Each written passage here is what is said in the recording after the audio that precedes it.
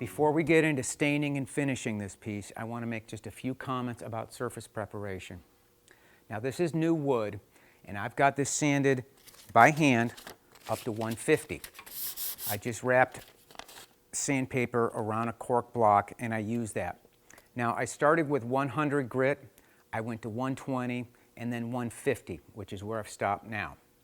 If you're refinishing, just start with 150. Don't go any lower than that because you can go too deep and start causing problems, particularly if you have any veneered work.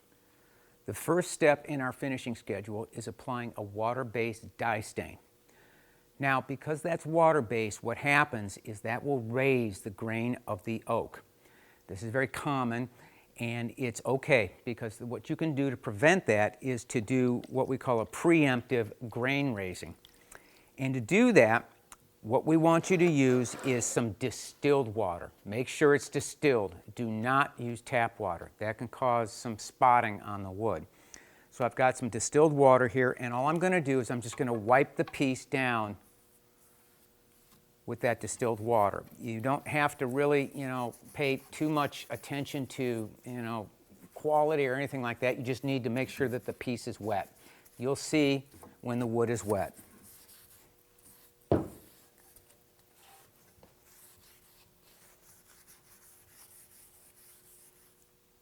Make sure you do the top too.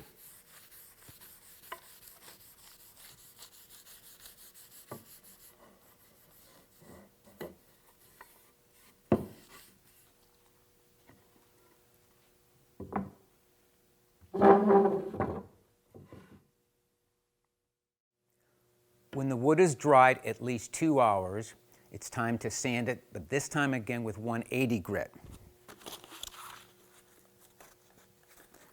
Like before, I'm just going to take some 180 grit sandpaper, wrap it around a cork block, and then sand the wood.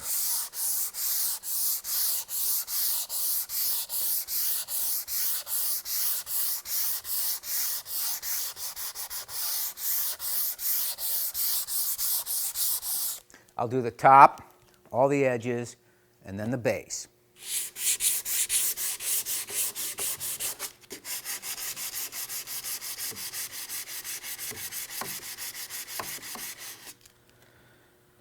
Okay, when you've completed a thorough 180 grit sanding, the last thing you should do when you sand is taking your block and what we call easing the edges or break all the sharp edges. Just take your block and go around all the legs, all the stretchers. Just run your hand across it and just make sure that the edges aren't real sharp.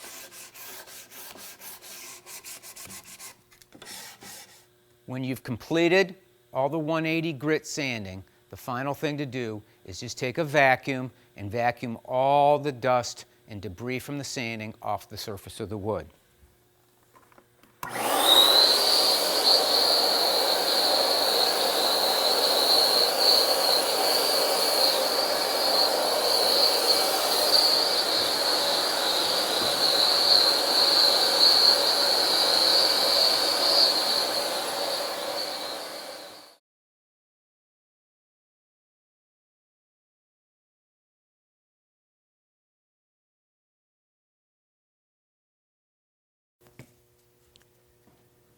Okay, we've gotten everything sanded up to 180 grit. Before we do the first step, which is called dye staining, I did a couple more things. First of all, I put 4 screws on the underside of these legs here. That will raise it up off the table so that I have access when I'm staining and finishing it to all the legs. The second thing I did was I put some cardboard down to protect the top of my workbench. This can, and obviously, will get a little bit messy. Now what we're doing here is we're doing the Aurora finish, which is sample number 5. So what I did is I mixed the dye stain, which is the first stain, according to the instructions in the article. It said 1 ounce to 1 quart.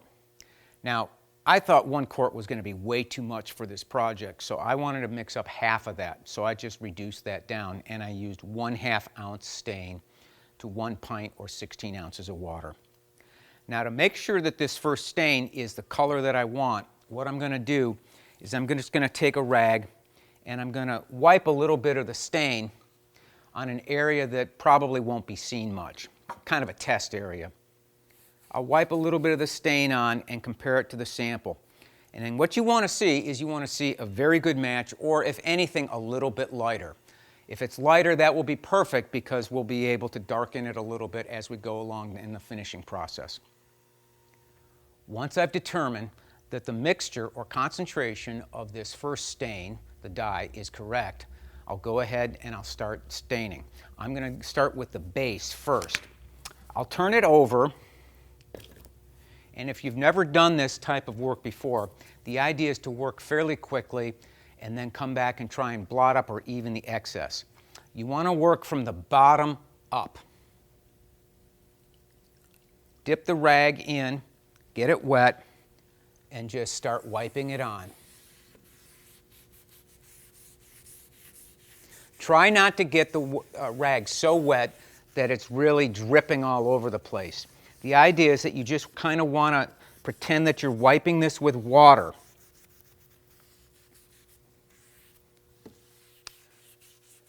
The other thing that I did is I closed all the windows, turned the heat down,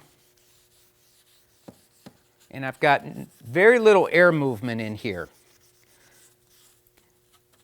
What that does is allow the dye or this stain to stay wet or open a little bit longer, so I have ample enough time to come back and wipe up or blot up the excess.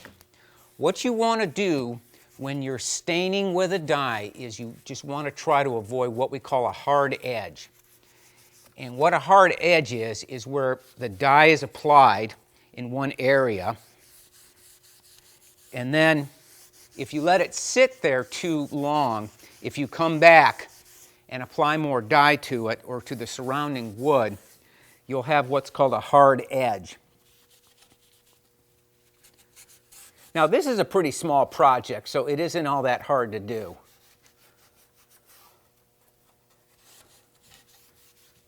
It goes pretty quickly. It's a lot faster than staining with a oil-based stain. Now, what I'm going to do is I'm going to get the underside.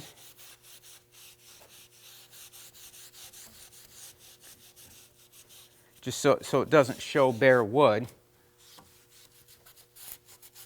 You'll also notice that I've got gloves on. Wearing gloves or some sort of protection when you're using a dye is real important. This stuff can be hard to get off your hands. Now, when I'm doing the inside here, I don't have to be really, really super careful. I just want to knock off some of that bare wood look so that when the table is viewed in certain angles, you don't have an obvious stain difference. After all that work staining the base, the top goes a lot quicker.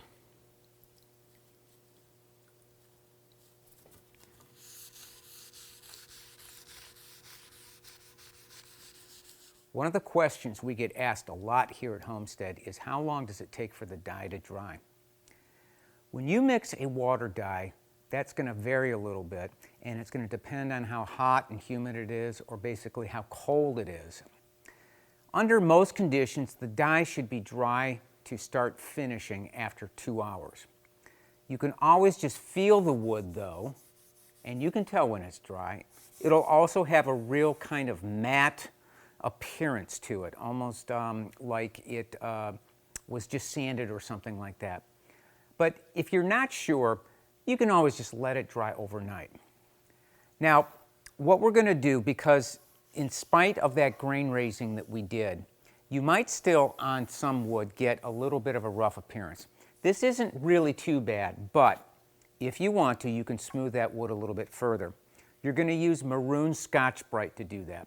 There's other names for this product, but maroon Scotch-Brite is probably the one that you're going to be able to find easily. It's made by 3M. It's called Very Fine, but really they sell it by color. What you're going to do is just take one of these pads. I cut a larger pad down into 3 pieces and just very lightly smooth the wood. You're not really sanding the wood, you're just smoothing it to knock off that roughness. You don't want to sand too hard because you might go through the dye. So just very lightly, using very little finger pressure or pressure from your hand, go over all the surfaces of the dye.